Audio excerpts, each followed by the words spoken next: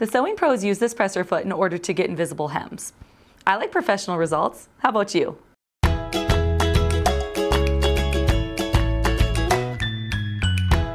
Hey everybody, Trisha here with Sewing Parts Online. So today we're going to talk about the blind hem foot. First thing you want to do is grab your instruction manual. We're going to need that. Locate the information on the blind hem stitch.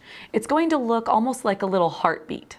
Depending on your machine, it may vary slightly. When you select this stitch, your machine is going to sew several straight stitches and then throw in a zigzag stitch. The zigzag stitch is going to grab just enough fabric in order to hold the hem, but you won't have a prominent seam as you normally would. It's just going to grab little bites of fabric. For demonstration purposes, I am using contrasting thread. However, when you're using a similar thread color, it is barely noticeable. Now you know what the blind hem stitch does. Let's go ahead and grab the blind hem foot. This has a guide so that your fabric is perfectly placed. It produces such great results. This is great for hems of pants and skirts, and it's even helpful when doing things like curtains.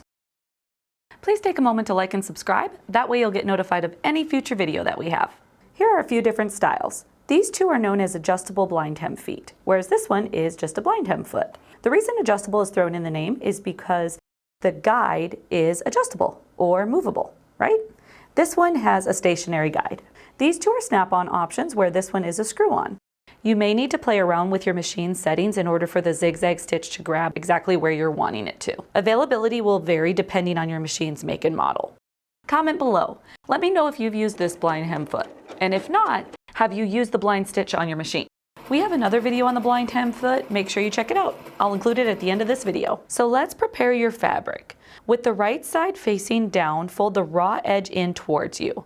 I like to work from the top of the fabric, and then just press your fabric. Fold it again and press one more time. Now you want to pinch the prepared hem and fold it under, exposing a small part of the hem, approximately 1/4 inch or so. You may be tempted to want to press the fabric again, and I'm not going to lie, when I first started, I did. However, oftentimes it's hard to get that crease out. We're trying to accomplish an invisible hem, so if you can, at this point, try not to press the fabric. You can use pins or fabric clips like Wonder Clips or something like that to hold it in place. I'm going to unfold the fabric and show you again because it can be a little tricky when you first start. Bring it to your sewing machine and line up your fabric against the guide. If using the one with the adjustable guide, move it to where it needs to be positioned. If the foot doesn't have the adjustable guide, select the settings needed according to your manual. You'll want to test it first on some scraps and make sure the zigzag stitch is grabbing the amount of fabric that you're wanting it to.